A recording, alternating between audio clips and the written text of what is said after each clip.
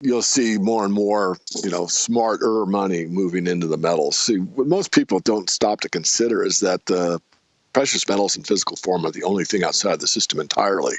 I mean, entirely out of the system.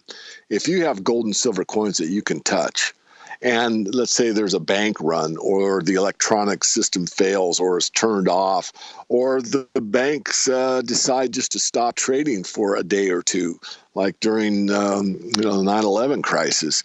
I mean, all these things are possibilities. I'm not predicting that. What I'm saying is a fact, and the fact is that the only monetary asset that's outside of the financial realm that's coveted worldwide and has been mandated by the populace for thousands of years as the best money available, you can own it and be totally safe outside of no matter what event happens.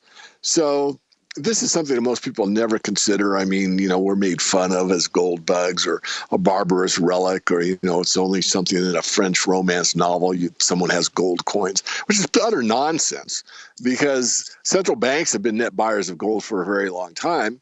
And I think the smartest money on the planet that has too much U.S. debt, China, India, and Russia, are all buying gold in massive quantities. And, as much as they try to hide it, it's pretty apparent what they're doing. And the reason is that it's kind of it's a hedge, really, against their U.S. dollar holdings. So certainly, we can be made fun of or whatever, but, regardless of the emotion involved, regardless of what, the modern age thinking is, the barbarous relic gold has been the money for thousands of years, will continue to be so, and it's the most safe, it's the safest monetary asset you can own. I mean, if you had $1 million in 1913 when the Fed was founded, a $20 gold piece, now gold is, $1,200. So you'd have 60 times on your money. So that million would be worth 60 million in fiat today. But that million in paper would still be worth $1 million. So would you rather have 60 million in an asset that doesn't deteriorate, fire doesn't hurt it? It's been recognized worldwide, no matter what country you go to. You don't have to go to the currency window and exchange it. You can do direct commerce with it in almost any way, shape, or form. Or do you want to hold on to this piece of paper that, throughout time has always lost value? I mean, it's a pretty clear signal, but you don't hear people talk like that. They'll tell you how great the stock market is, and if you get in the stock market and just buy and hold. Well, the Dow Jones all the time. I mean, it's not like every week, but a lot of the companies that were, one of the 30 best companies in America no longer exist. So they had to replace it with stronger companies. So it's kind of I won't say scam, but it's a bit of a situation where they get to cherry pick the best companies at the time and throw them into the Dow 30 to make it look good. But it's changing the rules of the game. I mean, gold is not a changeable element on the periodic chart. I mean, it is what it is, and it stays where it is, and it does what it does. It doesn't have to be, massaged or changed or given the benefit of the doubt or replaced or anything like that. So there's a lot of basic common sense things that most people are just totally unaware of. And yet, we get labeled as, conspiracy theorists or gold bugs, silver bugs, and the facts are so plainly evident that it really upsets me sometimes. And excuse me for ranting on your show, Elijah, but I'm old enough and I'm getting a little tired of the nonsense that's out there that it passes for an academic accolade that somebody with a high intellect is passing off to the public when it's pure BS. No problem. I mean, those are some very interesting points. Getting back to kind of what the Fed might do about raising interest rates, I know you talked about in an interview that even if the rates are raised, gold will still continue to rise until the interest rates are higher than the rate of real inflation, which is calculated by shadow stats at around 8 or 9%, you said. So did you want to talk a little bit about that? I mean, that there shouldn't be this fear that, if the Federal Reserve raises interest rates, then maybe gold will crash? Right. No, I think that's great. And I think it isn't asked often enough. Most people have a belief that's inaccurate, and that is once interest rates start to rise, it's going to crush the gold market. And that's not true. I mean, could it? Yeah. And when the day comes and interest rates are raised, gold sells off, you'll probably hear the mainstream press talk about that. They'll say, oh, interest rates are up. It's over for the gold market. We're interviewing David Morgan. Oh, no, we won't have him on anymore. But, they'll interview some people and they'll all claim that the increase of interest rates is killing the gold market. It's not true. It might have an effect short term.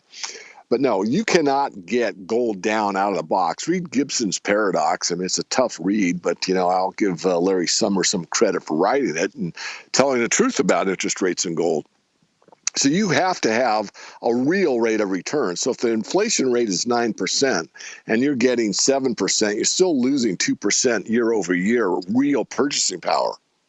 And until the real interest rate is at or above the true inflation rate and you have a real rate of return, once that happens, at that point, you're probably going to see the gold market quiet down, sell off, and start to subside.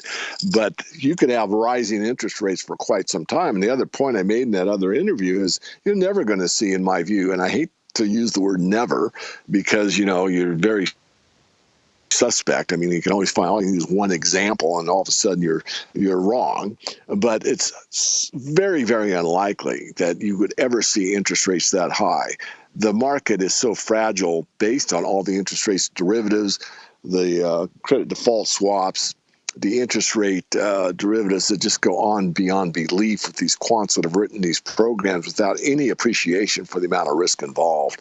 So the counterparty risk throughout the system is systemic. If one bank goes down, they all go down. That's a bit of an exaggeration, but the idea is correct. So I don't see those interest rates ever getting to even 5%. Could be wrong. But to get above the true inflation rate, the real inflation rate, that would take care of the gold market. But I don't see them getting that far. I think the system would crash well before you got to those higher interest rates. Well, David Morgan, thank you so much for joining us today on financeandliberty.com.